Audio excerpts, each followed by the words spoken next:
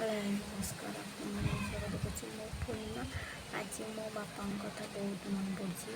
आज 6 वर्ष है मो बापा पेंशनरे पड़ी रही। आउ कथा मो माँ भल करने बहुत चेष्टा करूँ। कर्ज कर पैसा मेडिकल चिकित्सा कराई मो बापा भल है। आज घरे फेणे आनी पकड़ू पड़ी पड़ी गोटे गोड़े घा होगा। बहुत कष्ट यंत्रणा पाइले मो बापा को आउ थे भल करने जी आम पाखे पैसा भी नाला। आम एत गरीब खाया दिन तो पाऊँ एत असुविधा चलुचे आम परिवार लोक। आम बापा जी थे भले थे सी जन्म से आमको कम कर पोषिले।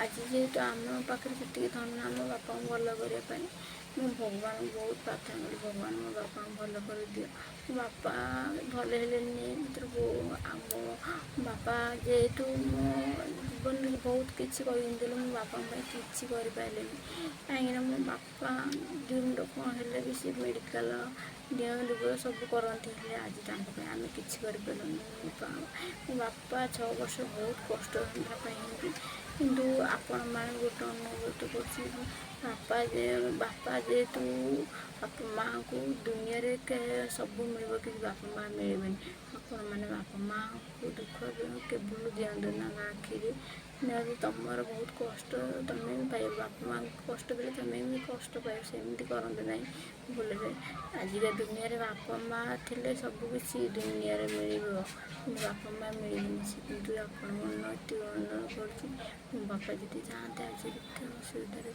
चलते ना ये मो बापा ना कि बहुत मन दुख लगे एमती न करूँ बापा माँ को खुशी रखते रोज नमस्कार वीडियो भल लगे लाइक कमेंट सब्सक्राइब कर रोचे।